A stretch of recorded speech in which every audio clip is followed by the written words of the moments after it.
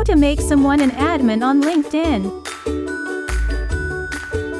Step 1. Sign in to your LinkedIn account. The first step in making someone an admin on LinkedIn is to sign in to your account. You must be the owner or primary administrator of the LinkedIn account to make someone else an admin.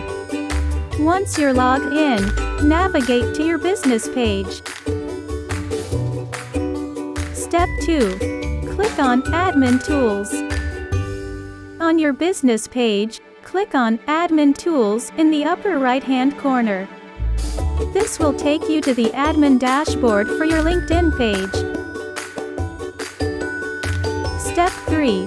Choose Page Admins. Once you're on the admin dashboard, select Page Admins from the menu on the left-hand side. This will show you a list of all the current page admins for your LinkedIn account. Step 4. Add new admins. To add a new admin to your LinkedIn page, click on Designate Admin at the top of the page. Next, type in the user's name or email address, and click on Assign Role. Choose Admin from the drop-down menu, and click on Save Changes to finalize the addition. Step 5. Confirm the admin request.